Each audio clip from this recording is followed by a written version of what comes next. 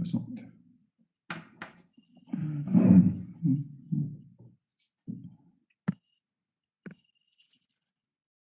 Bonjour à tous.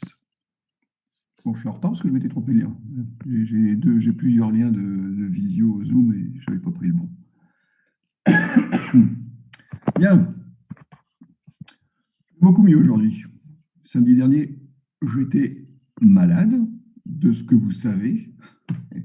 Et oui, ça arrive à tout le monde. Le lycée où était mon fils d'ailleurs a fermé une semaine parce qu'ils avaient plein de cas et du coup, il l'a ramené à la maison. Bon, maintenant, je vais beaucoup mieux. Donc, la semaine dernière, on avait abordé un problème qui n'est pas facile en thermodynamique. Et en plus, comme j'étais vraiment pas bien, j'ai eu l'impression de ne pas être d'une très, très grande clarté. Cette notion d'entropie est une notion extrêmement délicate. Et finalement, si on devait me demander c'est quoi finalement l'entropie, je crois que je dirais que c'est quoi de l'entropie? Je dirais que l'entropie, c'est de l'information. Et d'ailleurs, au XXe siècle, on a utilisé cette notion d'entropie, justement, en théorie de l'information, et c'est Shannon, que vous connaissez bien, puisque vous avez un amphi à son nom. C'est Shannon qui a utilisé cette notion d'entropie et qui l'a appliquée à la théorie de l'information. Et donc, dans un système thermodynamique, on peut aussi avoir de l'information. Si vous avez beaucoup de particules, ces particules peuvent occuper plein de configurations différentes. Votre système peut avoir plein de configurations différentes. Et du coup, on a une information qui est peu connue. Si vous avez deux particules, là, vous avez une information qui est sur le système qui est beaucoup plus connue. Et du coup, ce système aura une entropie beaucoup plus faible. Donc voilà, si je devais dire ce qu'est une information, une entropie, je dirais que c'est de l'information.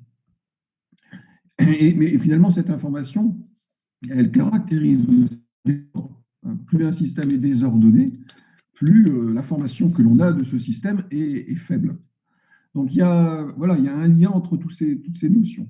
C'est vrai qu'en thermodynamique, en général, quand on parle d'entropie, on parle de désordre, et qu'un système évolue toujours vers son état le plus désordonné. Mais derrière cette notion de désordre, il y a cette notion peut-être plus fondamentale encore, qui est celle d'information. Donc, on a vu comment historiquement cette entropie avait été introduite et en plus, c'est vraiment le point de départ de la thermodynamique. C'est Carnot, au milieu du 19e siècle, qui, au travers de son écrit, qui s'appelle donc Réflexion sur la puissance motrice du feu, qui le premier, sans avoir vraiment parlé d'entropie. De toute façon, le terme entropie, c'est Clausius qui va l'introduire par la suite. Mais sans parler d'entropie, a fait, de par ses réflexions, a introduit malgré tout quelque part cette notion. Et donc, en imaginant cette machine thermique idéale, la machine de Carnot, eh bien, on a vu qu'effectivement, on avait, pour définir cette machine idéale, il y a un terme qui intervenait, qui était un rapport. Et ce rapport, c'était le rapport de l'énergie thermique Q sur la température, Q sur T. Et c'est justement ce rapport Q sur T qui définit l'entropie. Donc, c'est ce qu'on a vu, c'est ce que l'on a vu un peu la semaine dernière. Donc, voilà, ici, lorsqu'on a fait cette démonstration un petit peu compliquée, qui nous a amené à définir effectivement l'entropie ici. Alors évidemment, comme toujours en thermodynamique, on définit ces grandeurs, mais aussi au travers de leur variation, puisque ce qui nous intéresse, c'est d'étudier la variation de ces grandeurs thermodynamiques, puisque sinon, il ne se passe rien. Donc il faut que votre système se transforme, passe d'un état A vers un état B, soit sous cette forme-là, soit même carrément sous forme d'un cycle. Et ça, les cycles sont fondamentaux en thermodynamique, puisque c'est eux qui vont expliquer le fonctionnement des machines thermiques, ce qu'on verra mercredi donc. Et donc, lorsqu'on a une transformation thermodynamique, eh bien, on a une variation de ces grandeurs fondamentales. Donc, on en a vu quelques-unes jusqu'à présent. On a vu l'énergie interne et on a vu l'enthalpie. Et là, on en a une troisième qui intervient, qui est l'entropie. On a vu également que cette notion d'entropie, elle était nécessaire pour pouvoir définir le sens d'une transformation. C'est-à-dire que toutes les transformations ne sont pas possibles.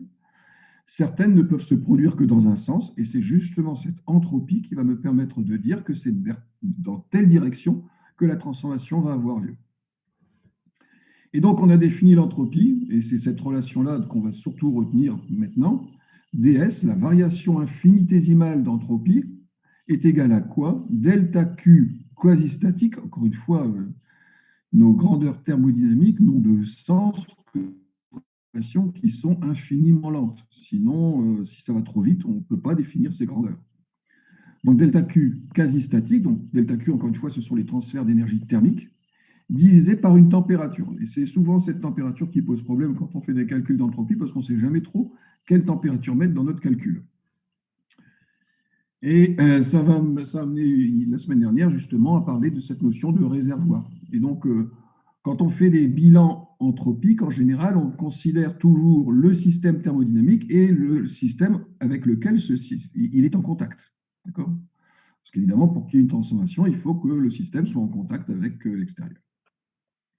Et donc, c'est ce qui m'a amené à introduire cette notion de réservoir. Donc, on va toujours faire des bilans anthropiques pour le système, mais aussi pour le milieu extérieur.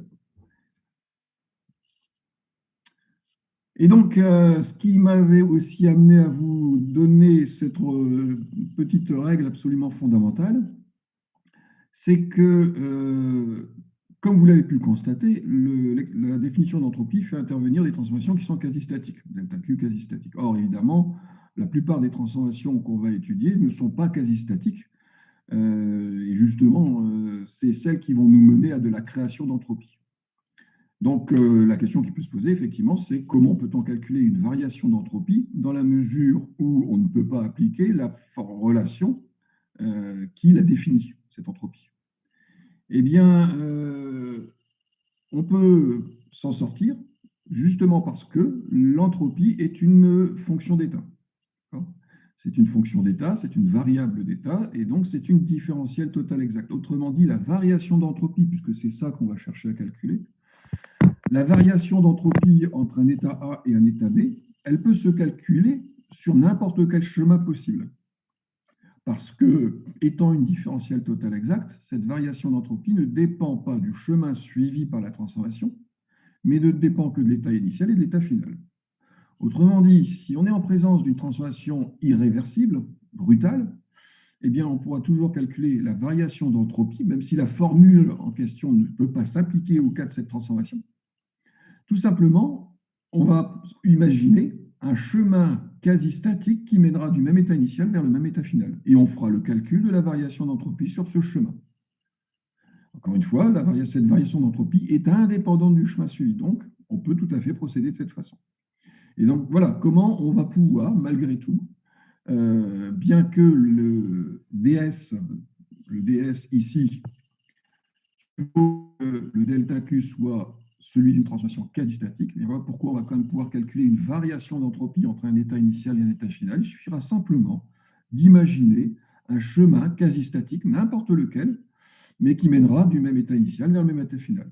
Et ensuite d'intégrer sur ce chemin. On aura le même résultat que si on avait, on avait parcouru un chemin non quasi-statique. Donc, ce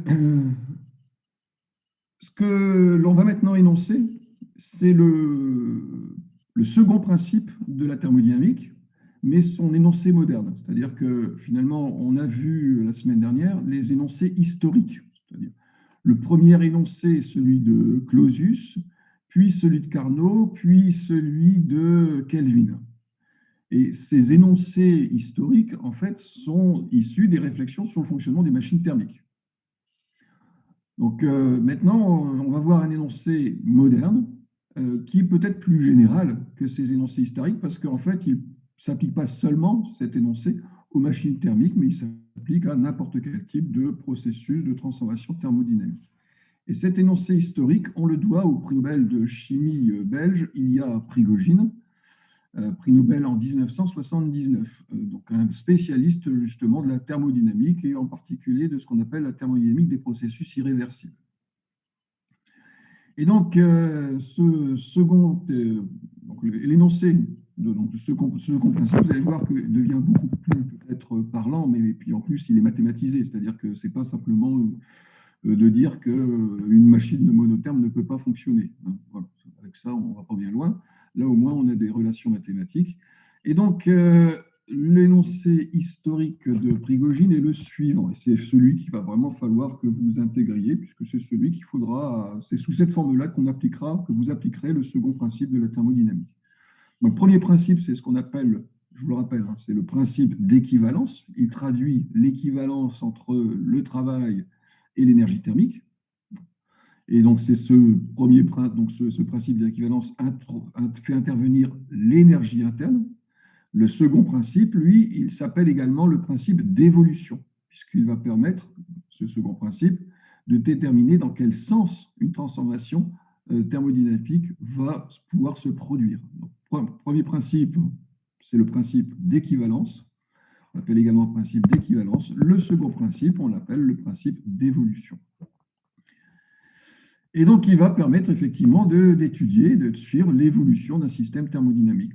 Le fait que, par exemple, quand on a une source chaude en contact avec une source froide, eh bien, le transfert thermique ne peut se faire que du chaud vers le froid, il ne peut pas se faire dans le sens inverse. Il donne l'évolution de la transformation.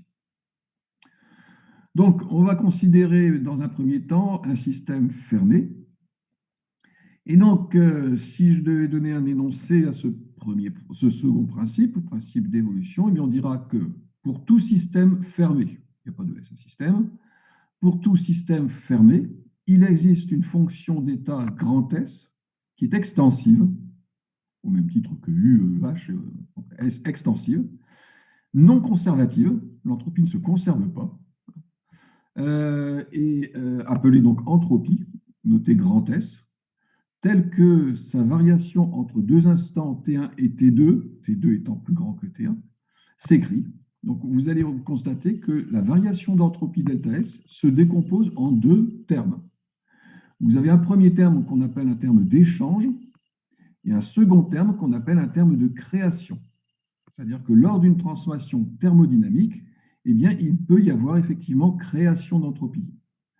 Votre système est en contact avec un milieu extérieur, donc c'est ce que j'ai représenté ici. Vous avez donc un système fermé. Le système fermé, par définition, donc vous souvenez-vous des définitions de ces systèmes, vous avez le système ouvert, le système fermé, le système isolé. Un système fermé va échanger de l'énergie sous forme thermique et sous forme mécanique avec le milieu extérieur. Mais comme le système est fermé, il n'y a pas d'échange de matière. Donc, un système fermé échange de l'énergie avec le milieu extérieur, donc il est en contact avec le milieu extérieur. Et donc, pour ce système fermé, on peut étudier donc, la variation d'entropie. Alors, imaginons que ce soit un gaz, donc ce gaz subit une transformation, et donc, comme il subit une transformation, eh bien, il peut voir son entropie varier. Eh bien, cette variation d'entropie de mon système fermé a deux origines. Elle provient d'un terme d'échange avec de l'entropie du milieu extérieur. Donc, le système est en contact avec le milieu extérieur, donc il peut échanger de l'entropie avec le milieu extérieur. Ce milieu extérieur, par exemple, ça pourrait être ce fameux thermostat dont je vous avais parlé ici, la notion de thermostat dont je vous avais parlé la fois dernière. Donc, mon système fermé peut échanger de l'entropie avec le milieu extérieur, mais sa transformation peut aussi provoquer une création d'entropie. Et donc, c'est la raison pour laquelle on décompose cette variation d'entropie ici sous la forme d'un terme d'échange et d'un terme de création. Le terme d'échange, c'est celui qu'on a défini la semaine dernière, c'est-à-dire que par définition, l'entropie échangée, c'est l'intégrale de delta Q sur TS. Et TS, comme c'est indiqué ici, c'est une grandeur qu'on appelle la température thermodynamique. Et c'est la température de contact avec la source qui fournit le transfert thermique. Vous voyez que cette fameuse température qu'on avait introduite précédemment, en fait, ça correspond à la température de mon réservoir.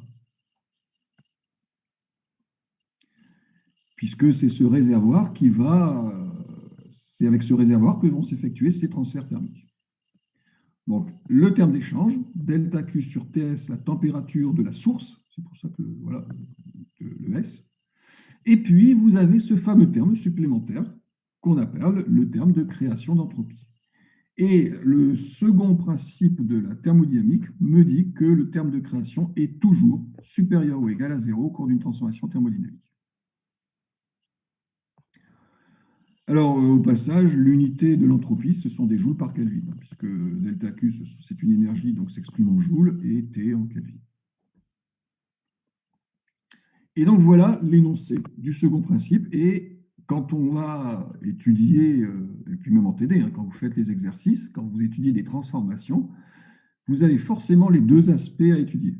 Le premier principe, qui va vous faire un bilan d'énergie, et le second principe qui va vous dire si votre transformation est possible et aussi si elle est réversible ou irréversible. Parce que finalement, c'est aussi là-dessus que l'entropie joue un rôle essentiel. C'est que cette entropie, non seulement me permet de me dire dans quel sens une transformation va avoir lieu, mais elle va également me permettre de déterminer si ma transformation est réversible ou irréversible.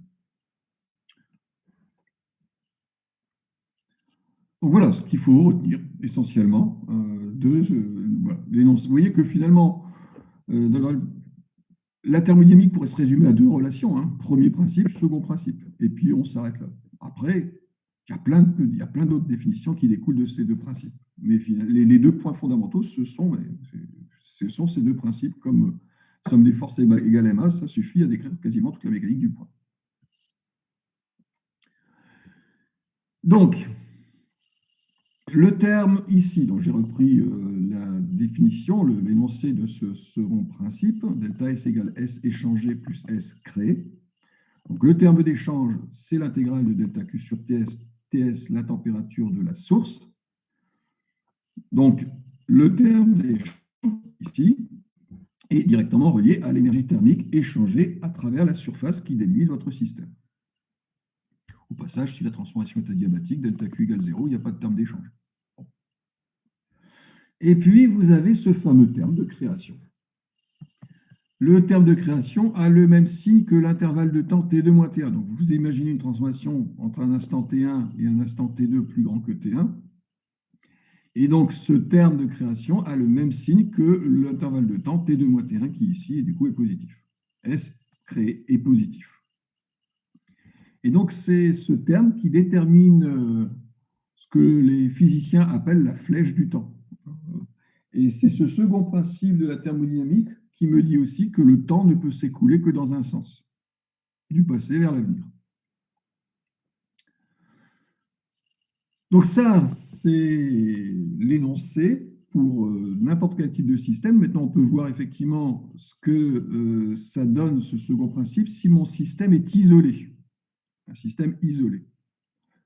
Donc, je vous rappelle, donc là, ici, on a regardé le système fermé. Si un système est isolé, ça veut dire qu'il n'échange ni matière, ni énergie avec le milieu extérieur. En gros, il n'y a pas de transformation possible due à un contact avec le milieu extérieur. Si les transformations ont lieu, c'est qu'elles se font spontanément à l'intérieur du système. Donc, pour un système isolé, on a forcément delta Q est égal à 0. Il n'y a pas de transfert d'énergie thermique avec le milieu extérieur.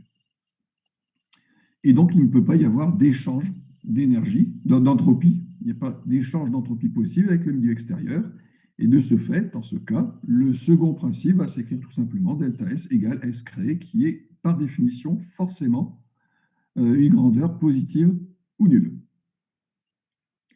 Donc ça, c'est vrai pour le mais comme je vous le disais précédemment, si la paroi de mon système ici, la paroi qui isole le système du milieu extérieur est une paroi adiabatique, il n'y a pas de transfert d'énergie thermique non plus. Donc, dans ce cas-là, on se retrouve aussi dans cette situation-là. Donc, ici, j'ai mis l'entropie d'un système isolé, mais ce serait aussi valable pour l'entropie d'un système fermé, mais séparé du milieu extérieur par une enceinte adiabatique, pour lequel delta Q est égal à 0 forcément.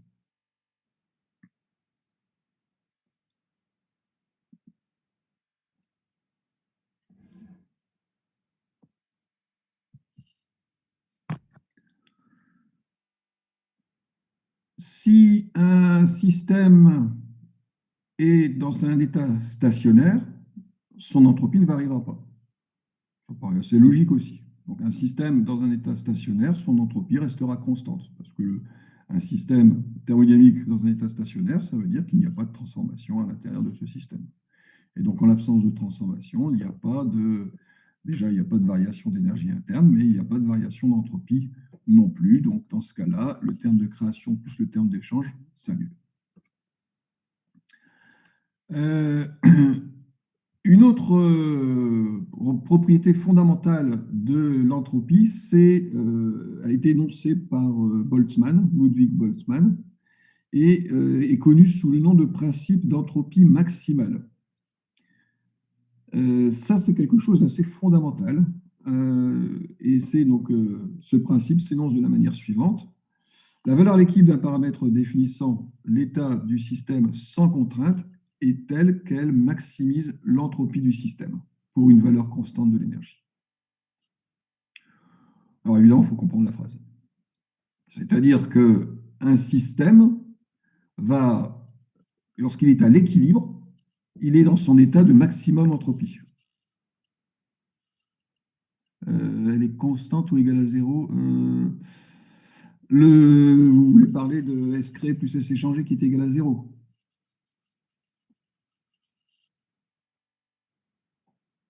Pour un régime stationnaire. Oui, quand on est dans un état stationnaire, il n'y a pas de variation d'entropie. Delta S est égal à 0. Par conséquent, la somme du terme de création plus du terme d'échange est nulle.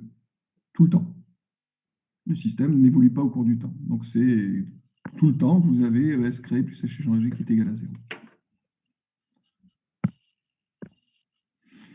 Donc, ce principe d'entropie maximale est vraiment très important. Il me dit, je lis tranquillement la phrase. La valeur à l'équipe d'un paramètre définissant l'état du système sans contrainte. Votre système n'a pas évolué, il n'y a pas de contrainte. Eh bien, ce système est défini par un certain nombre de paramètres thermodynamiques. D'accord ? Eh bien, ces paramètres thermodynamiques sont tels que l'entropie de mon système sera maximale. Et donc, ce principe me dit aussi comment un système va évoluer au cours d'une transformation. Il va évoluer de telle sorte qu'il va maximiser son entropie. L'entropie d'un système à l'équilibre doit être maximale en fonction des paramètres thermodynamiques qui vont le définir. Alors, en général, on sait qu'un système, c'est plutôt vers un minimum d'énergie qu'un système évolue. Vous savez, ça c'est une propriété de la nature, hein, c'est qu'un système va toujours évoluer vers son état de minimum énergie. Et bien cet état de minimum d'énergie minimale, c'est aussi un état d'entropie maximale. Et donc, vous voyez, si par exemple vous avez votre système ici, et puis que vous faites varier la température de votre système, eh bien, si vous tracez l'entropie, vous allez avoir dans quelque chose, une courbe qui aura la forme suivante. Et l'état d'équilibre, c'est-à-dire la température qui va caractériser l'équilibre de votre système, c'est celle qui rend l'entropie maximale.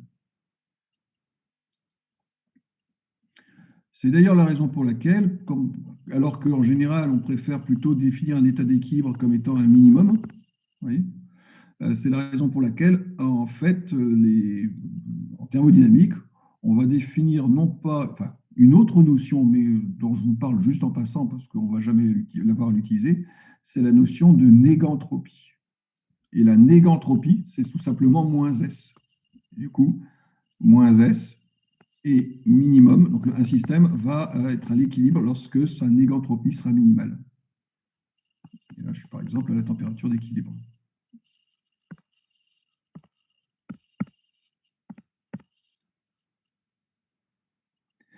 L'entropie représente le désordre dans le système. C'est un peu ce que je vous disais tout à l'heure. C'est de l'information, mais c'est aussi une sorte d'image du désordre qui règne à l'intérieur du système. Tout à fait.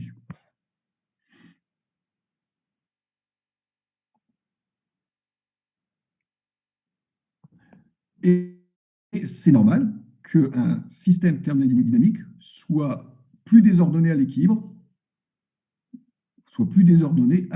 Ça peut vous paraître peut-être paradoxal, parce que si je reprends le tout premier transparent, c'est quoi ce truc? Hop, stylet, non, c'est ça. Pointeur laser. Attendez, hein. Mais alors, pourquoi elle est maximum à l'équilibre? Regardez ça, vous allez voir tout de suite mon tout premier transparent. Voilà, celui-là. D'après vous, quel est le système entre celui-là et celui-là? Quel est le système le plus désordonné? C'est bien celui-là. C'est-à-dire que là, vous avez votre eau et vous mettez de l'encre. Bon. Autrement dit, vous avez un système qui, a priori, est très ordonné, puisque, imaginons que j'ai de l'eau et une couche d'encre. Là, l'eau et l'encre sont totalement mélangées. Autrement dit, il y a beaucoup plus de désordre dans ce système-là que dans celui de départ. Et donc, mon état d'équilibre, en fait, ici, c'est celui qui présente le plus de désordre par rapport à celui-là.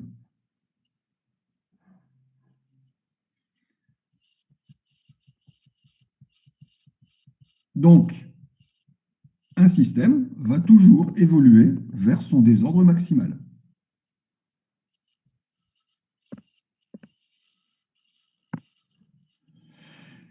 Et donc, c'est ce principe qui est vraiment fondamental parce qu'il va pouvoir me permettre de me dire dans quelle transformation effectivement va avoir lieu. Si vous êtes, par exemple, en ce point-là, ben, votre système va évoluer de telle sorte qu'il va atteindre cet état d'équilibre final. Donc, l'entropie ici, me donne le sens d'une transformation, m'indique dans quel sens va avoir lieu une transformation. Donc, c'est la combinaison de ces deux principes qui, finalement, effectivement, me permet de résoudre et de répondre à toutes les questions fondamentales qu'on peut se poser sur une transformation d'un système thermodynamique. Alors, il y a une représentation graphique. On a vu déjà comme type de représentation graphique le diagramme de Clapeyron. Et finalement, on voit que ce diagramme de Clapeyron s'intéresse au travail, W. Hein. C'est moins PDV. Hein. Si vous prenez W égale moins PDV, eh bien, en représentant la pression en fonction du volume, eh bien, on a une façon de représenter le travail qu'un système thermodynamique va fournir ou recevoir. Eh bien, de la même manière, pour ce premier principe, on a le diagramme de Clapeyron. Pour le second principe, on a ce qu'on appelle le diagramme anthropique. Et le diagramme anthropique consiste à tracer l'entropie en fonction, S, en fonction de la température. Donc, par analogie avec le diagramme de Clapeyron pour le travail mécanique, moins PDV, le diagramme anthropique est une représentation graphique des transferts thermiques, puisque delta Q, c'est TdS. Delta W, c'est moins PDV, mais delta Q, hein, ici, si vous prenez la relation qui est ici, delta Q, c'est TdS. Et donc, on est amené à utiliser les deux types de représentation graphiques. L'une pour caractériser le travail mécanique et l'autre pour caractériser les transferts d'énergie thermique avec un système. Du coup, ici, je vous en ai mis trois particulières. Vous avez donc, ce qu'on appelle une transformation ouverte, c'est-à-dire que ce n'est pas un cycle. On va du point A vers le point B. Donc là, vous avez simplement une augmentation de température et cette augmentation de température correspond à une augmentation d'entropie. Vous avez, mais évidemment, ce qui va surtout nous intéresser, nous, ce ne sont pas des transformations ouvertes, mais ce sont des transformations fermées, c'est-à-dire des cycles, puisque, encore une fois, pour l'application aux machines thermiques qu'on définit essentiellement ces principes. Vous savez qu'un cycle, du coup, on peut le parcourir dans deux sens.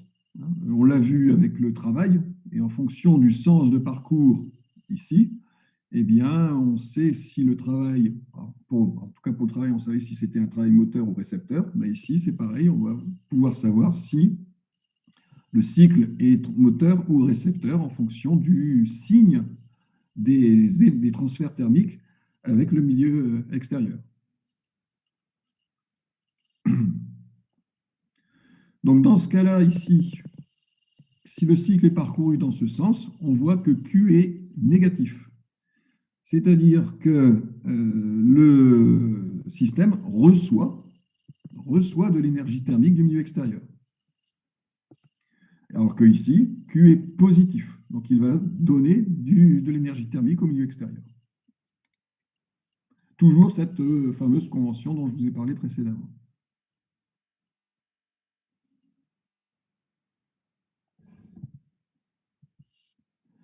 Alors, maintenant qu'on a défini, on a énoncé ce second principe, on va voir maintenant toutes ses conséquences. Là, on va retomber dans plein de calculs comme on l'a déjà fait précédemment parce que ça va me permettre de définir un certain nombre de nouvelles relations fondamentales de la thermodynamique. Pour terminer sur ce diagramme anthropique, on a quand même une machine thermique qui est emblématique, hein, c'est celle à laquelle on doit toujours se référer, c'est la machine de Carnot. Parce que la machine de Carnot, c'est une série, c'est un cycle de transformation réversible.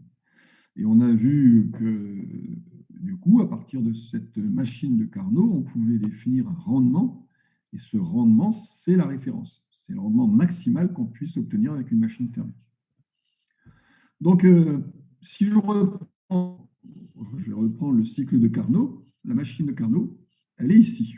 D'accord ? Donc, vous avez le moteur de Carnot, c'est 4 étapes, hein, 4 temps. Une détente isotherme, une détente adiabatique, une compression isotherme, une compression adiabatique. Donc, dans un diagramme anthropique, les parties isothermes sont des droites, hein, on est à température constante, et sur les adiabatiques, on est à entropie constante.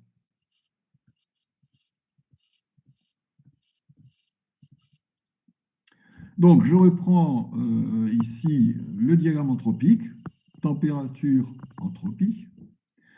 Donc, comme je vous disais, sur les deux portions d'isotherme, eh bien, on a les droites horizontales qui sont ici. Et sur les deux portions d'adiabatique, eh bien, on n'a pas de variation d'entropie. ds, c'est delta Q sur T. Quand c'est adiabatique, delta Q est égal à 0. Donc, il n'y a pas de variation d'entropie sur les deux branches d'adiabatique. Du coup, dans un diagramme anthropique, un cycle de Carnot, c'est simplement un rectangle.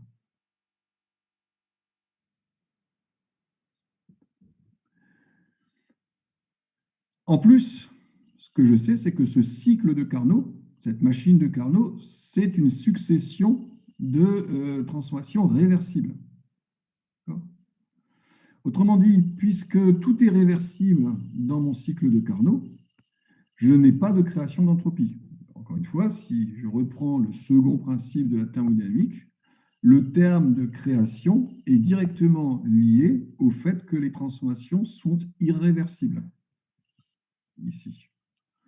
Donc, ce que je n'ai peut-être pas suffisamment insisté là-dessus quand je vous l'ai présenté, mais quand j'écris dans cet énoncé du second principe, quand j'écris que S créé est supérieur ou égal à 0, en fait, le terme de création d'entropie est nul si ma transformation est réversible, et il ne sera différent de 0 que si la transformation est irréversible. Et c'est en ce sens que l'entropie me permet de dire si une transformation est réversible ou pas, au travers du calcul de son terme de création.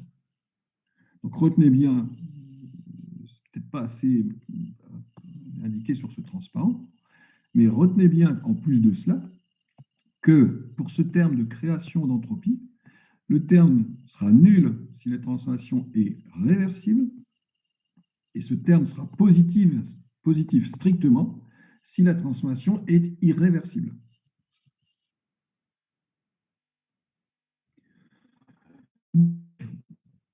dans le cas de ce cycle de Carnot, puisque ce cycle est un cycle totalement réversible, il ne peut pas y avoir de terme de création d'entropie.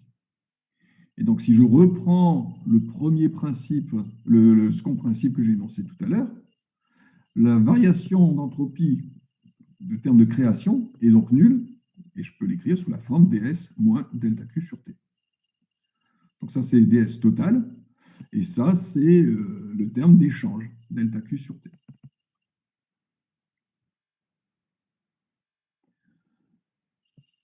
Maintenant, si je considère un système donc au repos, n'échangeant de travail avec le milieu extérieur qu'à travers les forces de pression, on a toujours du égale delta Q plus delta W. Ça, c'est l'énoncé du... Enfin, c'est la formulation mathématique du premier principe. Donc, pour un système au repos, ce qui sera toujours le cas, on ne va pas s'amuser à prendre des systèmes thermodynamiques en mouvement. Bon. Ce système n'échange de travail avec le milieu extérieur que à travers des forces de pression. Eh bien, on va donc pouvoir réécrire le premier principe sous la forme suivante. Le delta Q qui est ici, c'est TdS, puisque ds, c'est delta Q quasi statique sur T. Et donc, on va pouvoir écrire que la variation d'énergie interne, maintenant, sous la forme TdS moins PdV.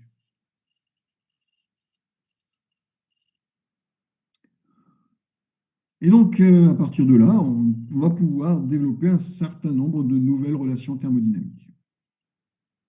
Donc, par exemple, si vous regardez cette forme différentielle, vous voyez que la température de mon système, T, c'est la dérivée partielle de U par rapport à S à V constant. Et pour la pression, ce sera tout simplement moins la dérivée partielle de U par rapport à V à S constant.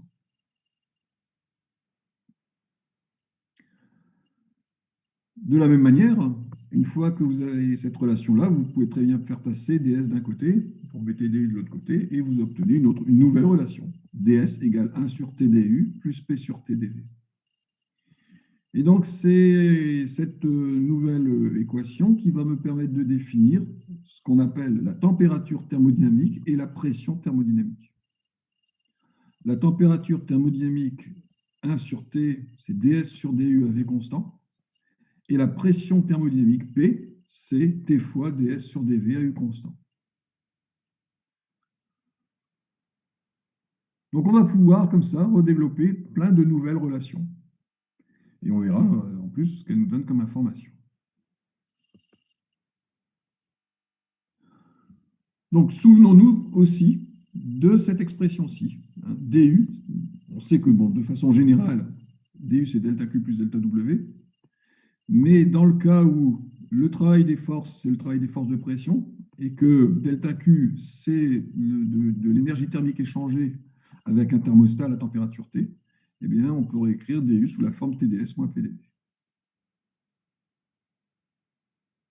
Pour un système fermé, c'est-à-dire un système qui n'est pas particules avec le milieu extérieur, parce que pour un système ouvert, ce qu'on verra demain quand on fera les changements d'état de la matière, eh bien, on peut avoir une variation d'énergie interne U qui résulte du fait que le système peut perdre ou gagner des particules. Alors, ce que maintenant je vais calculer, c'est l'entropie d'un gaz parfait. Encore une fois, le gaz parfait, c'est toujours le système de référence. Et donc, maintenant que j'ai défini ce que valait l'entropie, et on va voir si on peut calculer l'entropie pour un gaz parfait en particulier. Et donc, pour ce calcul, je vais avoir besoin d'un certain nombre de petites relations qu'on a déjà démontrées par le passé, justement pour le gaz parfait. Et une de ces relations qui a été démontrée, c'est ce qu'on appelle la relation de Meyer. Mais relation de Meyer appliquée au gaz parfait. Et on a vu que cette relation de Meyer me disait que Cp moins Cv est égal à N fois R. C'est le grand Cp. Donc là, c'est la capacité thermique à pression constante. Capacité thermique à volume constant égale N fois R.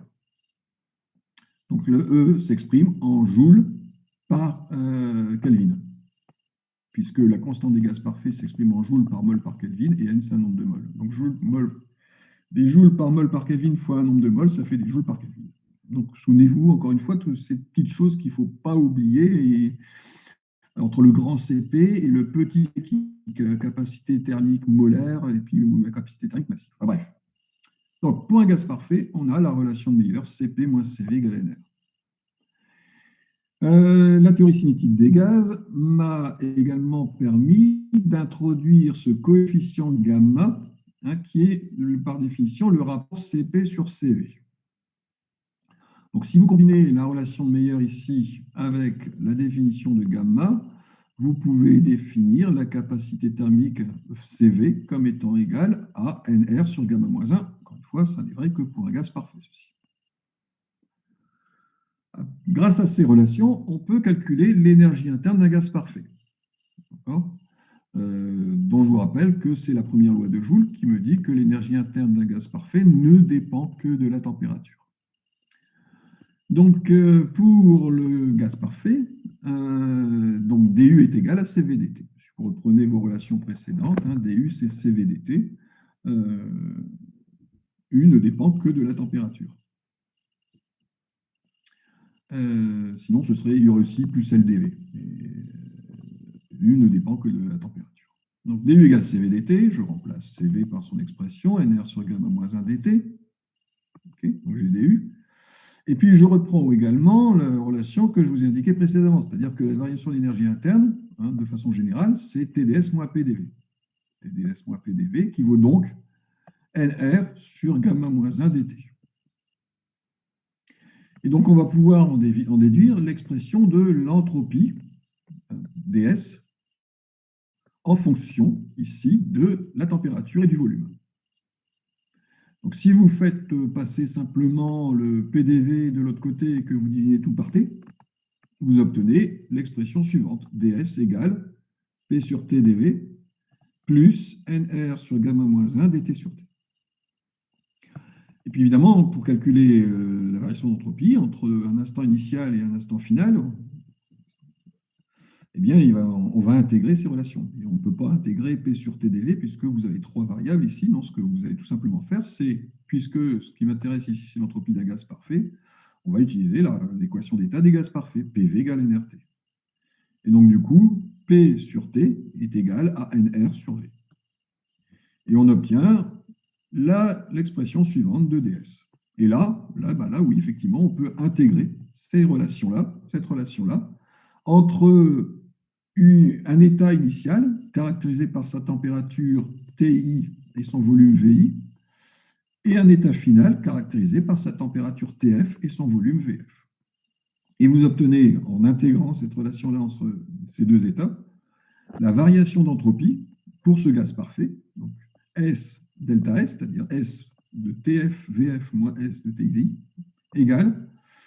Et si vous prenez la primitive de tout ça, vous allez trouver exactement ceci.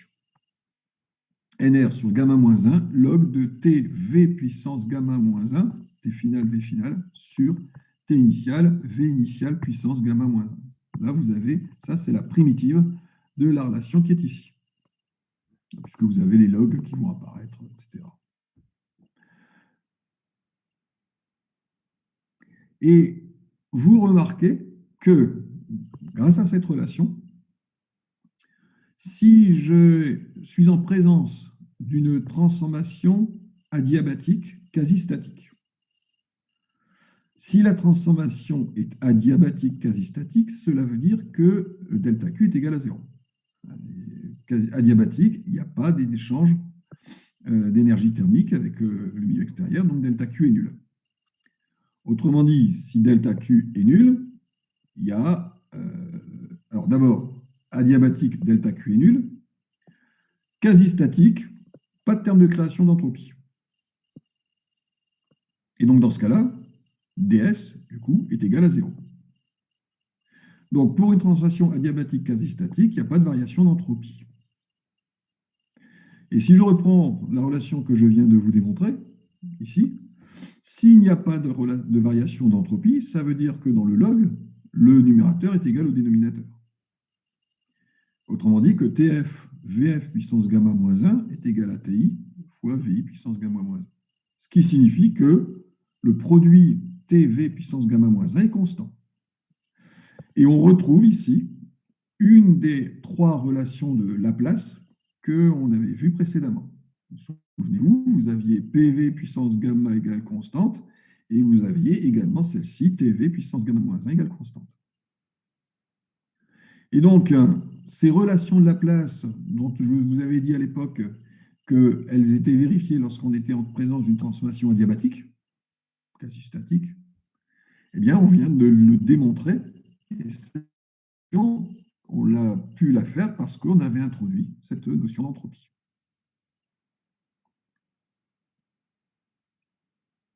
Donc, quand on est en présence d'une transformation adiabatique quasi-statique, eh bien, on a effectivement ces relations de Laplace qui s'appliquent et qui sont directement les conséquences du calcul de la variation d'entropie qu'on a fait effectuer ici. Tout ça n'est vrai que pour un gaz parfait, évidemment.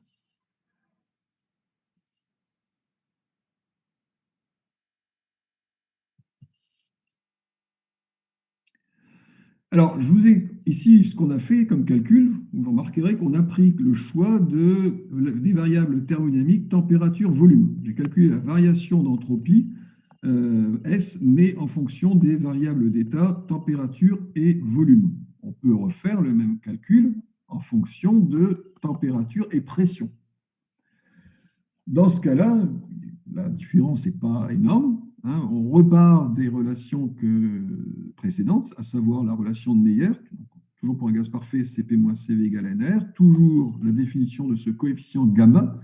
Encore une fois, ce coefficient gamma, il est fondamental puisqu'il intervient justement pour caractériser ces transformations adiabatiques. C'est TV puissance gamma moins 1 qui est constant. Donc relation de Meyer, la définition du coefficient gamma, coefficient de Laplace, Cp sur Cv. Et cette fois-ci, puisque je vais faire le choix de variables thermodynamiques qui sont la température et la pression, je vais travailler avec la capacité thermique à pression constante. Alors que dans le transparent précédent, j'avais utilisé la capacité thermique à volume constant. Donc, avec la capacité thermique à pression constante, Cp, Nr sur gamma fois gamma sur gamma moins 1. On a vu, pour un gaz parfait, la deuxième loi de Joule. Donc, souvenez-vous, on a aussi défini, il y a cela un certain temps, cette autre fonction d'état qui est l'enthalpie, notée grand H. Et donc, on a la deuxième loi de Joule qui me dit que l'enthalpie d'un gaz parfait ne dépend que de la température. Donc, c'est deux lois de Joule. La première, l'énergie interne d'un gaz parfait ne dépend que de la température. La deuxième loi de Joule, l'enthalpie d'un gaz parfait ne dépend que de la température. Et donc, par définition, si du c'est Cv dt, on l'a vu, dH c'est Cp dt pour un gaz parfait. Donc, dH, la variation d'enthalpie, dH, c'est Cp dt. Et puis évidemment, Cp, je viens de le définir, c'est Nr fois gamma sur gamma moins 1 dt. Donc, comme pour le transparent précédent, j'exprime dH. Alors, dH, c'est TdS plus VdP. Alors, ça, c'est peut-être un peu rapide, mais il suffit simplement de se souvenir que H, il suffit simplement de se souvenir que H, c'est U plus PV. Du coup, dH, c'est DU plus PDV plus VdP. Et en plus, DU, on l'a vu, c'est TdS moins PDV. Donc, plus PDV plus VdP. Hop. Du coup, moins PDV plus PDV, ça s'annule. Il reste TdS plus VdP. Et c'est ici, TdS plus VdP.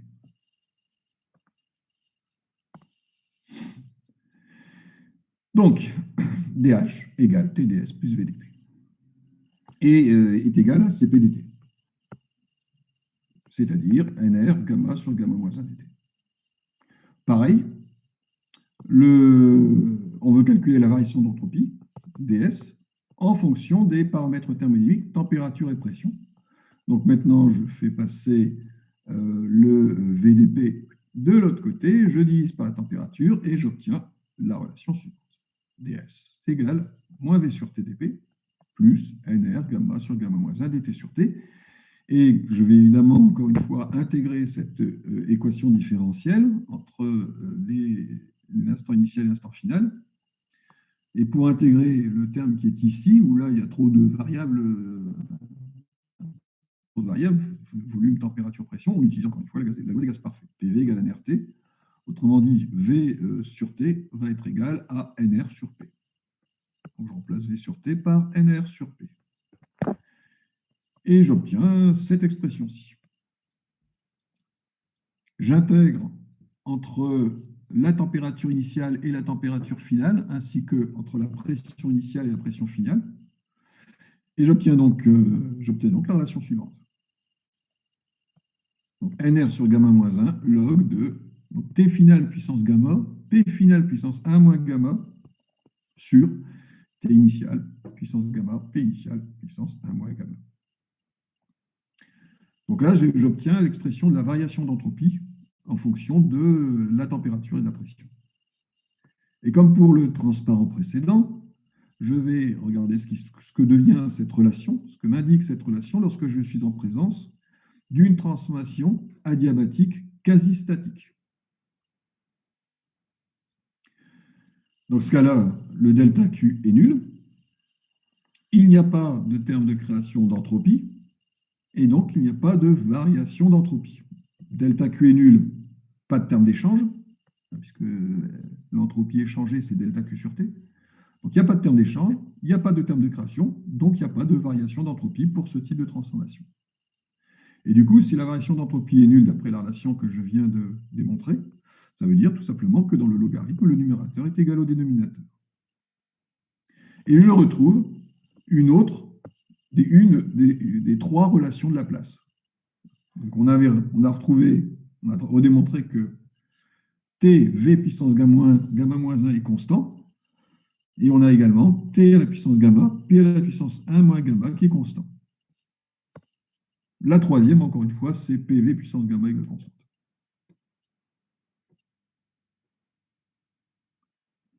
Donc on a ici démontré ces fameuses relations de Laplace grâce à la définition de l'entropie.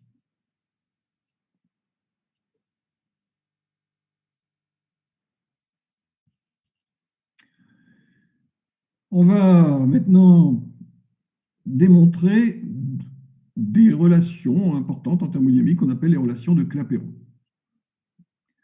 Alors, ces relations de Clapeyron, je vous en avais déjà parlé, elles définissent des coefficients thermodynamiques. La première relation de Clapeyron vous donne la définition du coefficient de dilatation isotherme, L. Et Clapeyron a démontré que ce coefficient de dilatation isotherme, L, pouvait s'écrire comme T fois la dérivée de l'entropie par rapport au volume à température constante, ou encore T fois la dérivée de la pression par rapport à la température à volume constant. Ça, c'est la première relation de Clapeyron. Et la seconde relation de Clapeyron définit le coefficient de compression isotherme.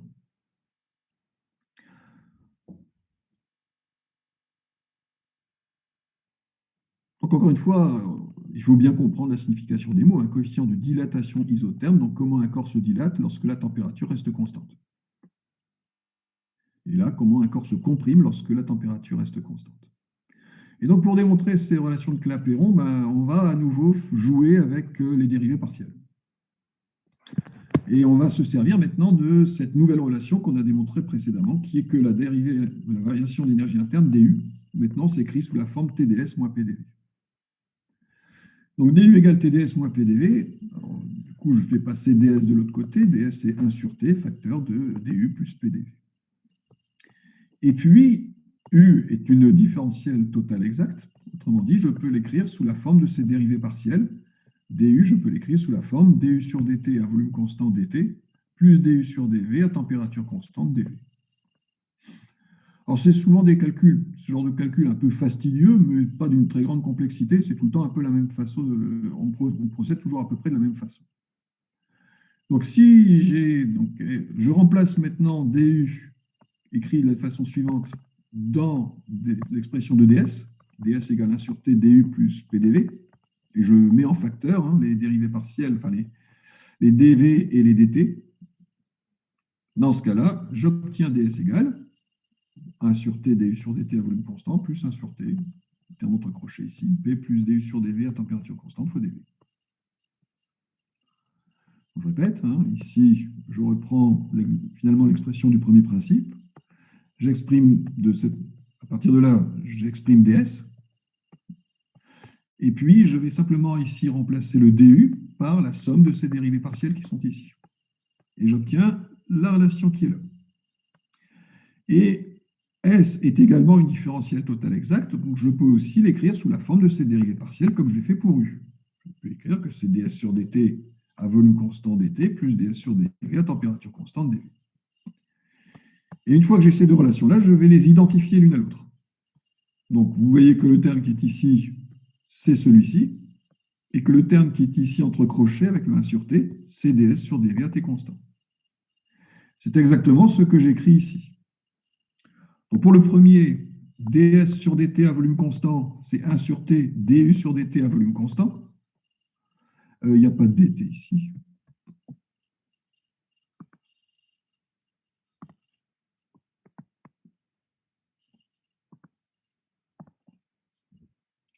Sachant que, par définition, du sur dt, c'est cv. Autrement dit, j'obtiens cette nouvelle relation. ds sur dt à volume constant qui vaut cv sur t. Et puis, j'identifie l'autre terme, ds sur dv à température constante, qui vaut 1 sur t fois, en creux de crochet, p plus du sur dv à température constante. Donc, j'ai obtenu ici un jeu de relations supplémentaires. Et je vais appliquer ce qu'on appelle l'égalité de Schwarz. C'est-à-dire que si vous dérivez ça maintenant par rapport à v et que vous dérivez ça en dessous par rapport à t, vous allez trouver normalement les mêmes relations. Vous aurez la dérivée seconde de s sur dv dt, ici, dérivée seconde de s sur dv dt, et en dessous, vous aurez la même chose, dérivée seconde de s sur dv dt. Et donc, c'est ça, on appelle ça l'égalité de Schwarz.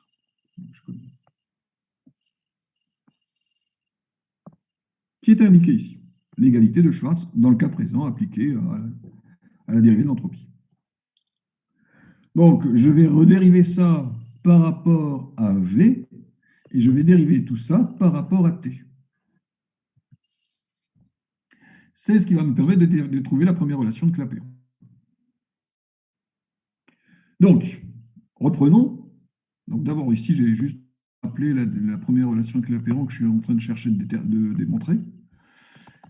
Reprenons également l'expression de ds.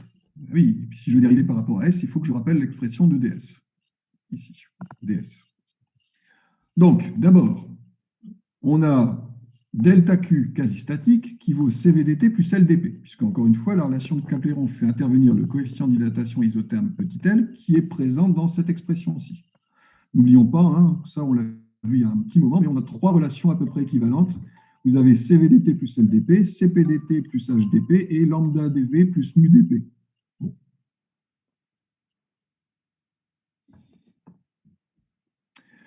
Donc ici, pour ma première relation de Clapeyron, je vais utiliser l'expression delta Q quasi statique égale CVDT plus LDP. Et je sais, d'autre part, que, par définition, la variation d'énergie d'entropie ds, c'est delta Q quasi statique sur T. Autrement dit, si je remplace, je sais que ds, c'est aussi CV dt sur T plus L dv sur T.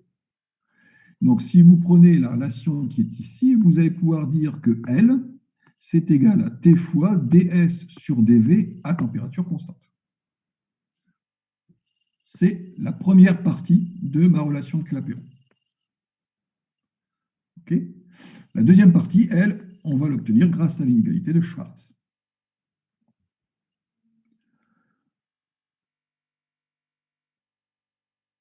Donc, pour cela, ds sur dt, donc égale 1 sur t du sur dt. Alors, je pense qu'il n'y a encore une fois pas de dt. ds sur dt. OK. Alors, il y a toujours ça, il faut que je le corrige.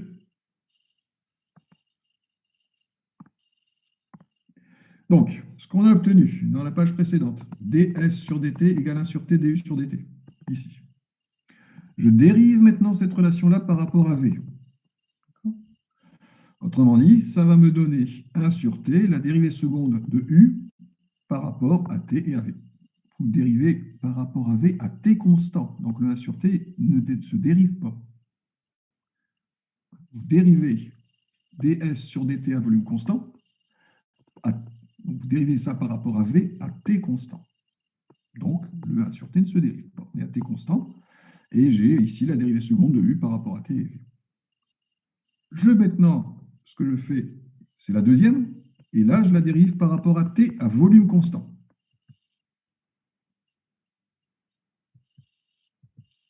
Ouais.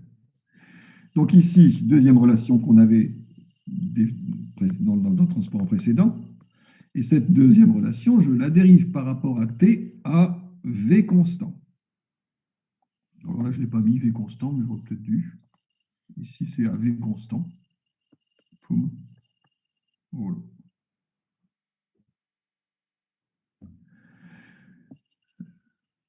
Alors là, la dérivée est un peu plus compliquée, puisqu'il va falloir, cette fois-ci, dériver, c'est u' plus uv'. Donc u', moins 1 sur t carré, fois v, plus u, et je dérive tout ça par rapport à t. Donc j'aurai un dp sur dt et un d2u sur dp, dt, dv.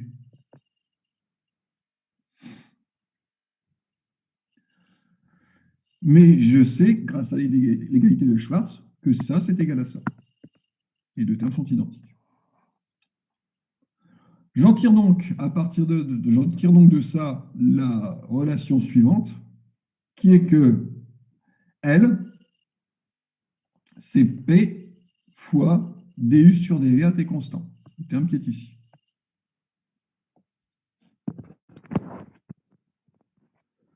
Donc L, c'est P du sur dv à t constant, c'est aussi T ds sur dv à t constant, et c'est donc T dp sur dt à v constant.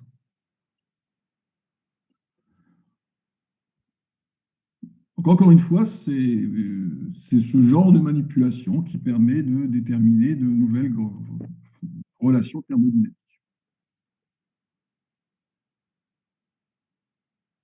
Donc ça, c'est ce qu'on appelle la première relation de Clapeyron. Vous avez la seconde relation de Clapeyron qui va se démontrer à peu près de la même façon, toujours en manipulant les dérivées partielles. Cette seconde relation de Clapeyron permet de définir le coefficient de compression isotherme H. Alors, cette seconde relation de Clapeyron, c'est la suivante. Et c'est ce qu'on va ici démontrer rapidement. Donc, pareil, vous repartez de la définition de delta Q. Delta Q égale CPDT plus HDP, puisque encore une fois, maintenant, je m'intéresse à H.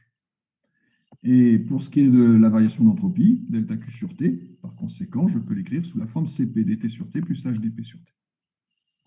Et si je regarde uniquement cette expression ici, vous voyez que H, ça va être égal à la dérivée de S par rapport à T, à P, par rapport à P, à T constant, fois T. H, c'est T ds sur dp à T constant. Donc ici, on refait le même type de manipulation. Donc on va à nouveau développer les dérivées partielles et puis utiliser l'égalité de Schwartz.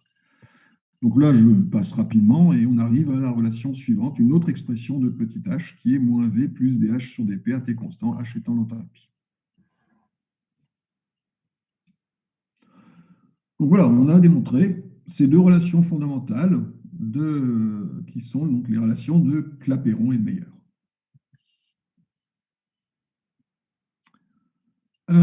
Pour terminer, il reste encore un petit quart d'heure, 20 minutes.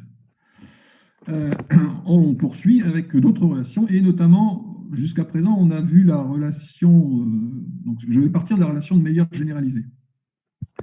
Enfin, souvenons-nous, bon, d'abord la relation de Meyer pour un gaz parfait, c'est Cp moins Cv égale à Nr, mais dans les cours précédents, je vous avais donné sa forme générale.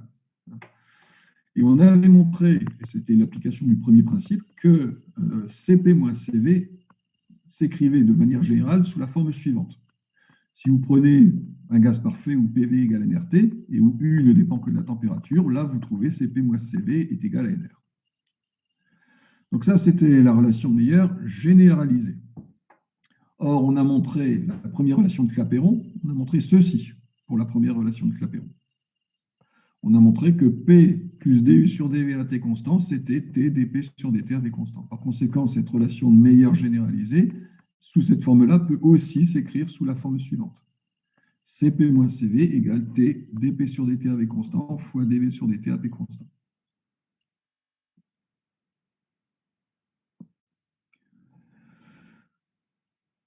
Donc, dans cette relation-là, alors l'avantage de cette relation par rapport à cette expression 6, c'est qu'elle ne fait plus intervenir l'énergie interne, elle fait juste intervenir les trois variables thermodynamiques que l'on manipule expérimentalement, la pression, le volume et la température. Donc, vous voyez que sous cette forme-là, elle est plus abordable en quelque sorte que sous cette forme-là. Où là, par exemple, je serais incapable de vous dire comment varie l'énergie interne en fonction du volume. Mais là, vous voyez qu'elle fait vraiment intervenir les trois grandeur thermodynamique classique, pression, température et volume. Néanmoins, dans cette relation-là, vous avez donc là, voilà, donc ce terme-là vous dit comment la pression d'un corps varie avec la température.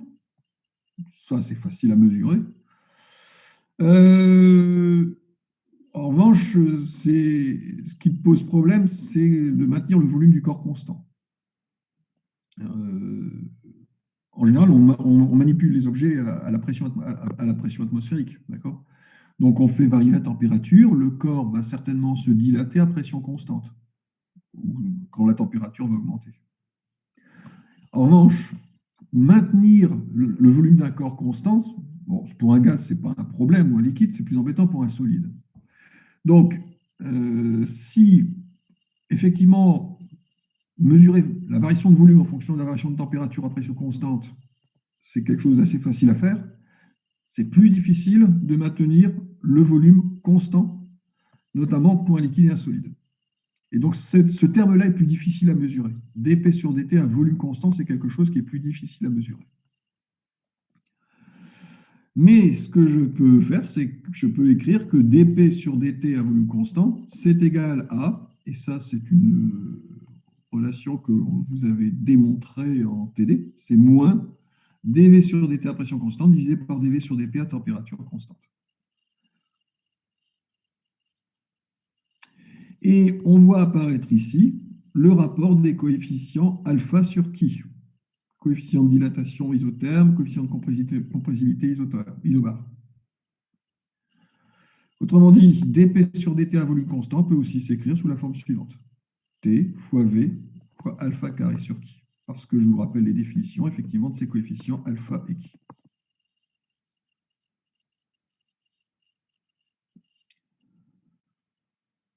Autrement dit, et c'est l'intérêt de cette dernière relation, cette relation de Meyer, c'est qu'à partir d'une mesure de la capacité thermique à pression constante, ce que l'on sait facilement réaliser, parce que faire des manips à pression constante, c'est juste laisser l'échantillon sur la table, quasiment.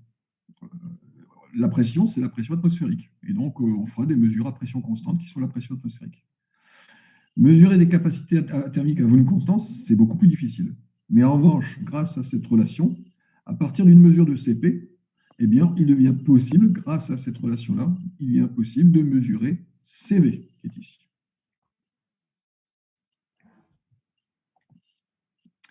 Alors, pour terminer, voyons maintenant rapidement deux conséquences du second principe. On le sait, spontanément, et c'était le premier transparent de ce cours sur le second principe, les transferts thermiques se font des corps chauds vers les corps froids. Donc, on va envisager une petite transformation qui est la suivante. Vous prenez un système, donc de gaz, enfin un gaz séparé par, vous avez ici une paroi qui est diatherme rigide. Donc, je vous rappelle ce que ça veut dire. Si c'est rigide, ça veut dire qu'il n'y a pas de transfert d'énergie mécanique entre A et B. Et c'est lié diatherme, c'est qu'en revanche, on autorise les transferts d'énergie thermique entre A et B. En revanche, la paroi extérieure ici est adiabatique et indéformable. Autrement dit, ce système-là, là, on est isolé du milieu extérieur. Donc, on a un gaz dans deux compartiments. Dans le compartiment A, la pression c'est PA, le volume VA, la température TA, et dans le compartiment B, le gaz est à la pression PB, au volume VB, à la température TB. Et on va supposer que la température TA est plus grande que la température TB dans l'état initial. On peut déterminer l'énergie interne totale de ce gaz, c'est l'énergie interne de A plus l'énergie interne de B. Et évidemment, cette énergie interne va être constante, puisqu'il n'y a pas d'échange avec le milieu extérieur. L'énergie interne totale va se conserver au cours de la transformation. Autrement dit, cette énergie interne totale étant constante, si vous prenez la relation qui est ici, vous pouvez dire que DUA plus DUB égale 0. C'est-à-dire que si l'énergie interne diminue dans le compartiment A, ça veut dire qu'elle va augmenter dans le compartiment B. Ce sera... Alors, oui, c'est ce qui va se passer de toute façon.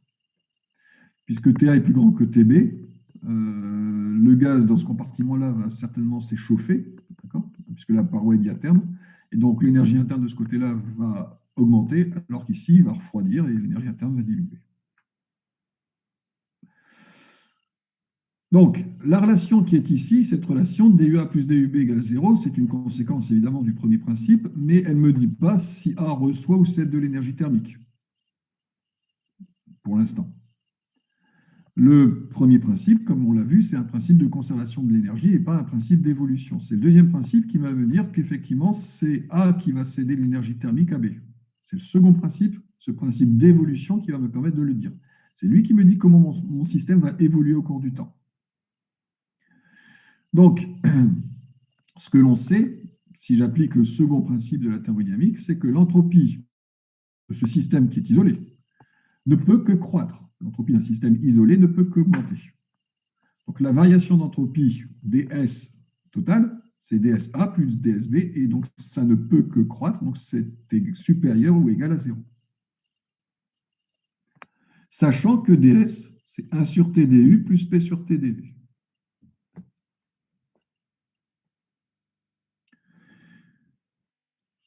On suppose ici que les parois sont rigides, donc il n'y a pas de variation de volume.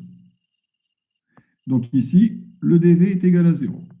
Dans ce problème-là, il n'y a pas de variation de volume. L'enceinte A reste au volume VA, l'enceinte B reste au volume VB. Donc il n'y a pas de variation de volume. Autrement dit, on peut écrire que dSA, la variation d'entropie du système A, ça va être égal à tout simplement dUA sur sa température TA. Et pour dSB, ça va être dUB sur sa température TB. La variation d'entropie totale, c'est dSA plus dSB. Et on sait par définition, hein, c'est ce que me dit le second principe, c'est que cette variation d'entropie est forcément supérieure ou égale à 0.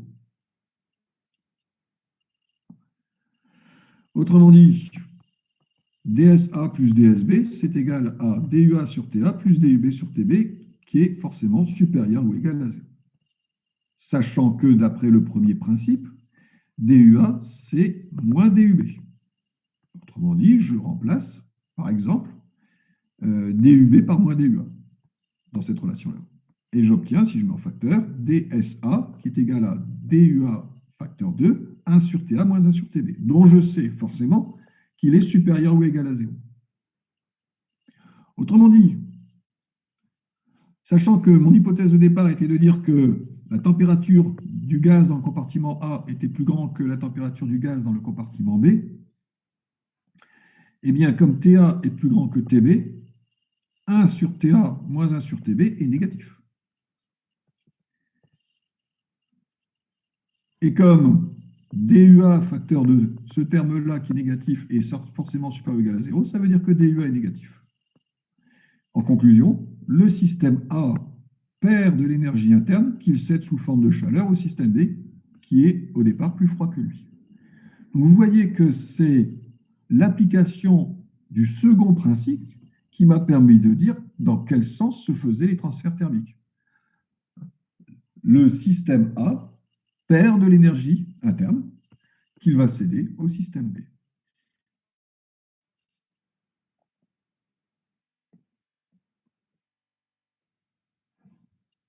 Voilà un exemple d'application. Et vous voyez que c'est toujours les deux principes qu'on applique pour pouvoir ensuite déterminer comment le système évolue vers son état final.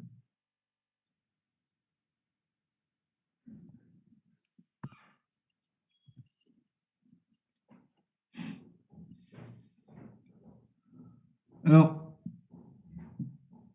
un autre exemple d'application et de conséquence de ce second principe, c'est le suivant. On imagine un système A, ici, enfermé dans une paroi diatherme rigide, comme le cas précédent. Et il est en contact avec un système B qui est à la température T0. Et puis le tout est fermé par une paroi adiabatique rigide. Dans ce cas-là, B est un thermostat. Si je reprends, si vous vous souvenez de la définition que j'ai donnée d'un thermostat la semaine dernière, ça définit le B et le thermostat.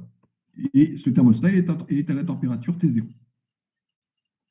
Puisque c'est un thermostat, les échanges thermiques ne modifient pas sa température. On suppose que sa taille est très grande par rapport à la taille du système A. Donc, s'il y a des échanges thermiques, ça ne modifie pas la température du thermostat.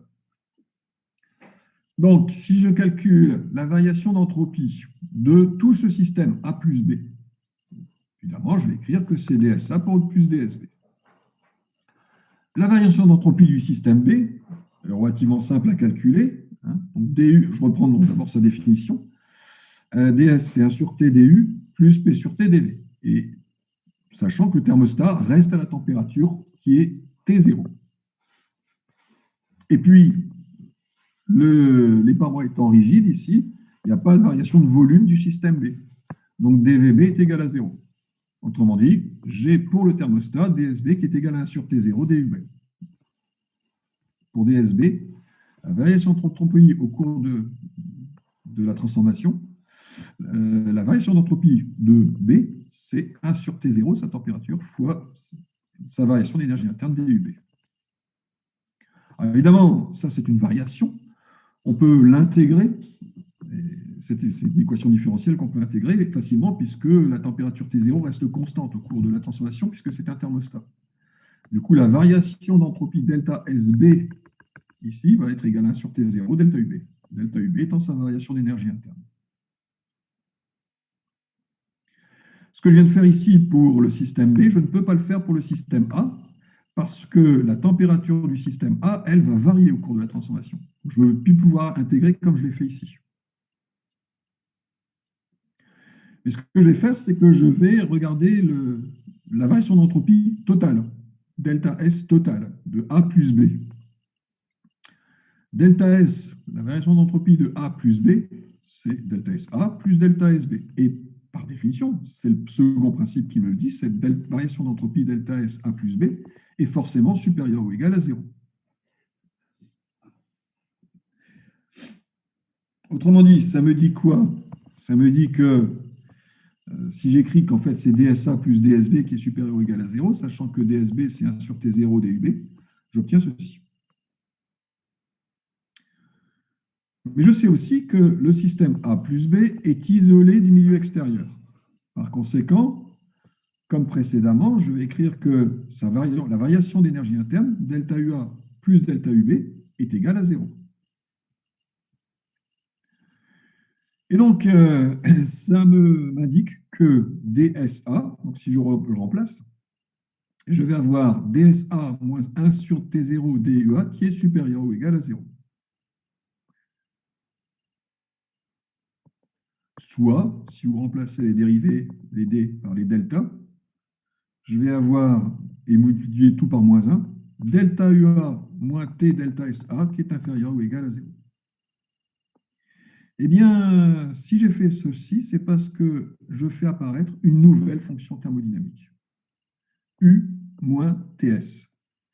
Cette nouvelle fonction thermodynamique qu'on appelle l'énergie libre ou encore énergie de Helmholtz. F est égal à U moins TS. Et elle va me servir demain lorsque on verra les changements d'état d'un corps pur.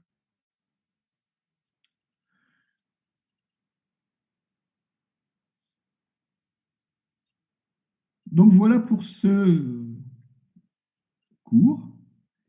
Alors, avant de terminer, et juste pour vous faire réfléchir d'ici demain, donc demain on va attaquer les transformations, les changements d'état de la matière. Donc, à quelle température un corps bout se solidifie, etc., etc. Et je vais vous présenter, je ne sais pas si je peux écrire sur le noir. Attendez. Hop. Où est-ce que je peux nouveau partage? Je vais vous présenter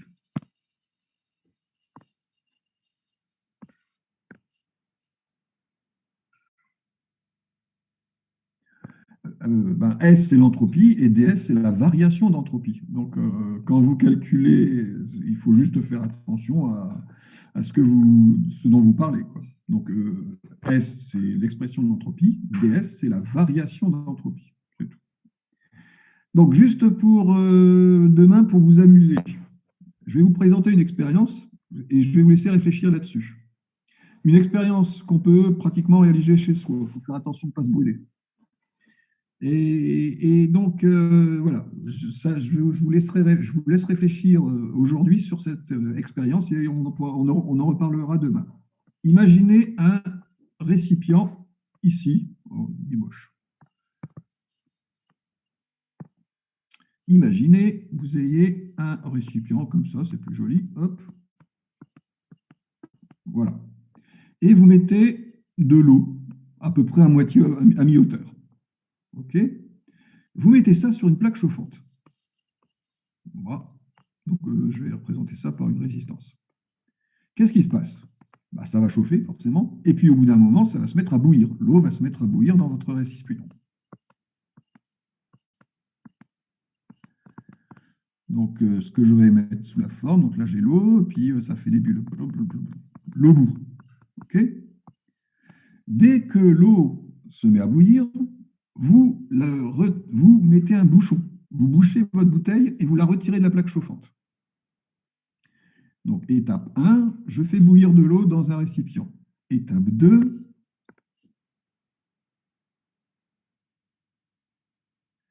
alors là, la cuisson des pâtes, justement, je vais vous en parler demain. Je vais vous dire plein de choses intéressantes sur la cuisson des pâtes.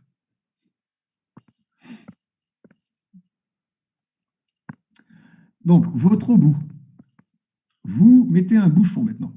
Et puis, vous retirez votre bouteille de la plaque chauffante. Forcément, ce qui va se passer, c'est que l'eau, alors, elle ne va plus bouillir, puisque logiquement, elle va se mettre à refroidir. D'accord? Donc, l'eau arrête de bouillir. Et c'est là où c'est magique. Dernière étape, vous prenez, pardon, par exemple, une éponge froide. Froide. Donc, vous prenez une éponge que vous mouillez avec de l'eau froide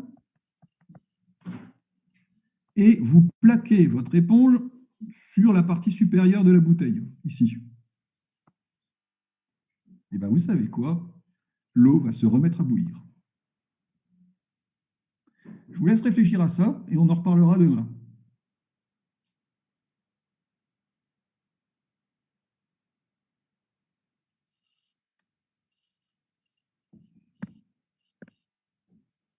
Et ouais, oh my God.